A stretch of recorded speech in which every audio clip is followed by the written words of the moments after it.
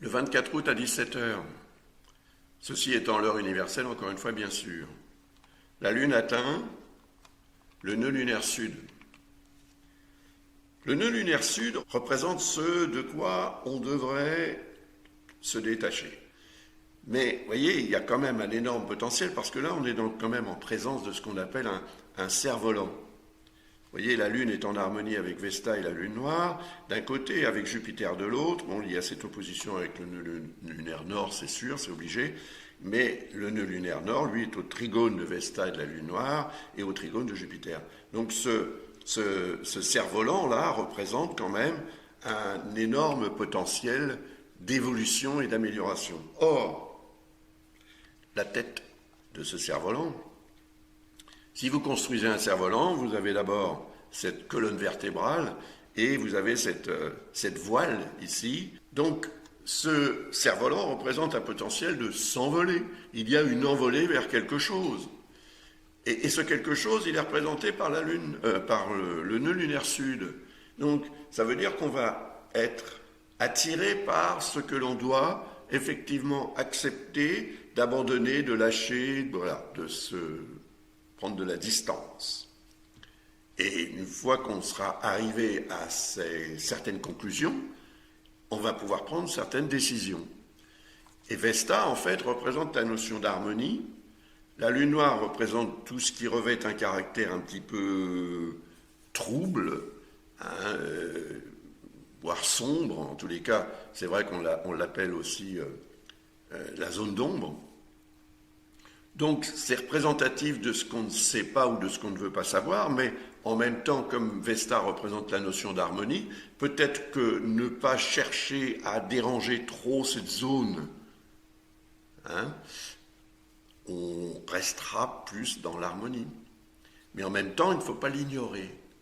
C'est-à-dire qu'il faut être conscient du fait que cette zone existe et qu'on va s'en occuper.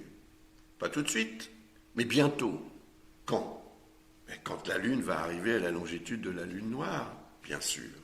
Ce sera le moment idéal à choisir, parce que les configurations qu'on voit ici continueront d'être tout à fait opérationnelles.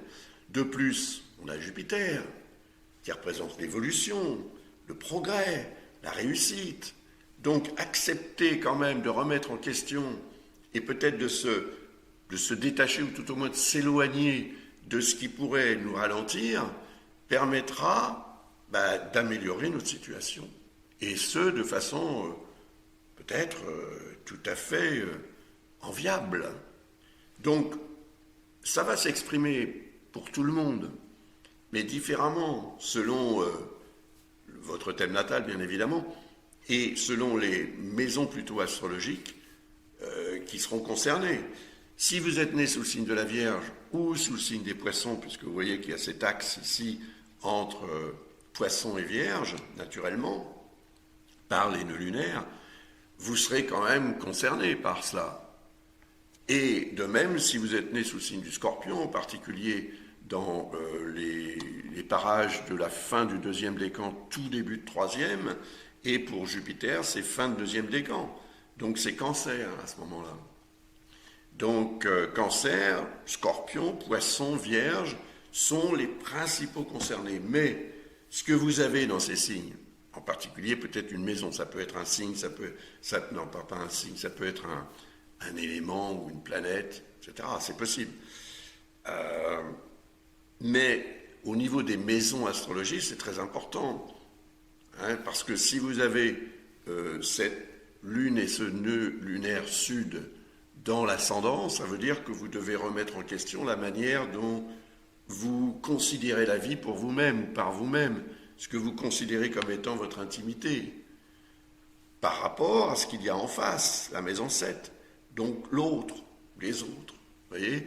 Donc, selon la maison dans laquelle va se produire cette conjonction nœud lunaire sud, eh ben, ça aura un sens tout à fait différent parce que les autres astres concernés, Jupiter et Vesta en particulier, seront également dans des maisons qui vous donneront une indication du ou des domaines dans lesquels ces énergies vont se manifester.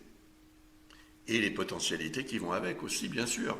Potentiel de réussite représenté par Jupiter. Après ça, la Lune va atteindre Mars. On va voir ça tout de suite.